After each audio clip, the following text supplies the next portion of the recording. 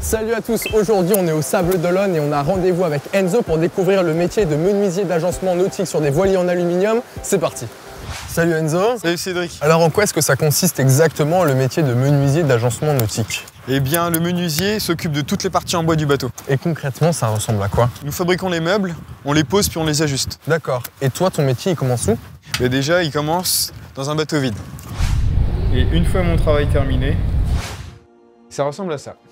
Oh, c'est magnifique. Et tout ça là, tu le fais tout seul ou tu travailles avec des gens? On travaille différents corps de métier, menuiserie, chaudronnerie, puis peinture. Et le bureau d'études, donc d'ailleurs, je dois aller justement voir pour régler une affaire. Ok, bon.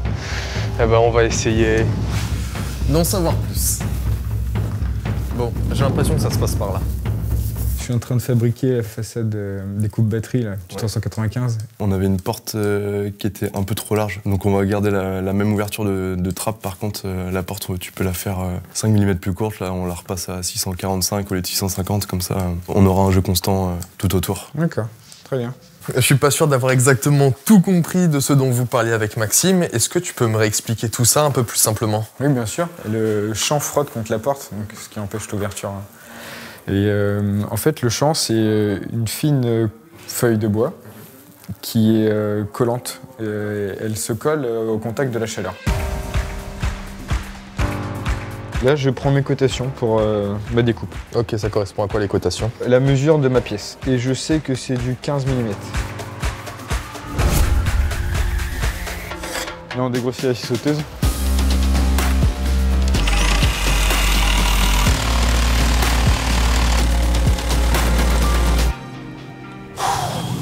Quel travail de pro. Incroyable. Donc là, on va aller à la scie à format là-bas. Donc là, on a 320. On serre. Ensuite, 1150.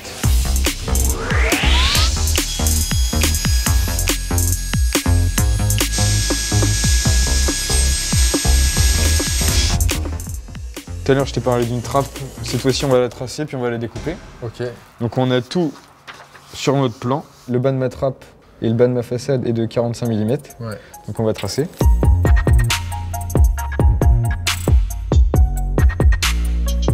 Donc là, on va aller là-bas couper la pièce.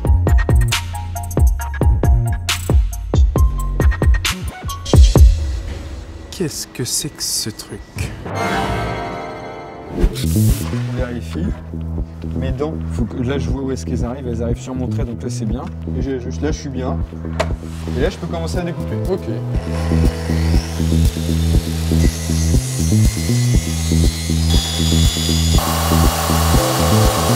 Comment est-ce que tu vas t'y prendre pour coller ton champ?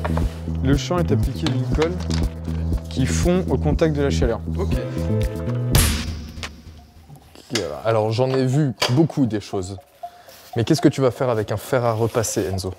Et comme je te l'ai dit, le champ fond au contact de la chaleur. Donc tu vas faire chauffer avec le fer à repasser. Exactement. Ok. On met un peu de mou, voilà. On applique comme à la maison, on passe partout, ça colle partout. La colle fonde en fait. Grâce à une lime, on va découper la partie qui dépasse de notre trappe. Si tu sens que tu vois que tu as des gros pâtés, tu peux reprendre là. Tu peux reprendre au début. Tu ponces pour affiner ce que tu viens de faire. Comment est-ce que tu as eu ton expérience? Tu as fait quoi comme formation, toi? J'ai commencé par un CAP menuisier. Ensuite, je me suis orienté sur un BEP Bac Pro, technicien fabricant en bois et matériaux associés. Et pour ma satisfaction personnelle, j'ai fait un CAP ébéniste. D'accord, donc tu vas travailler, toi, que sur du bois? Oui, et j'y tiens particulièrement parce que le bois, c'est quelque chose de noble.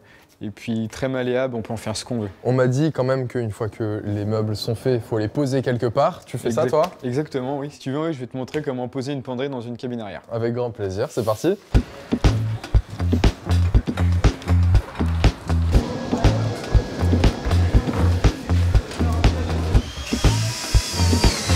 Donc je te vois travailler là avec beaucoup de minutie. Toi, quelles sont les compétences qu'il faut avoir selon toi pour faire ce métier? Là, comme on peut le voir, tout est protégé. D'accord. Et là, les meubles sont en qualité finie. Donc il faut éviter de taper dedans. Donc être assez minutieux et rigoureux afin de faire attention à ce qu'on fait. Ensuite, il faut être très patient parce que malheureusement les meubles ne se mettent pas toujours correctement. Donc il faut savoir être inventif, créatif et beaucoup réfléchi. Donc finalement, toi Enzo, qu'est-ce que tu aimes le plus dans ton métier? Eh bien, ce que j'aime le plus dans mon métier, c'est le cadre déjà.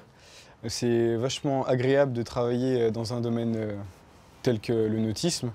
Et ensuite, lorsque je fabrique et que je pose mes meubles, c'est le rendu final qui me motive. Le fait de poser quelque chose de brut et qu'à la fin on ait un rendu superbe, c'est une grosse satisfaction personnelle. Ok, c'était vraiment enrichissant de t'accompagner tout au long de cette journée, de vraiment découvrir déjà le choix du bois, ensuite la construction du meuble, mais aussi sa pose à l'intérieur.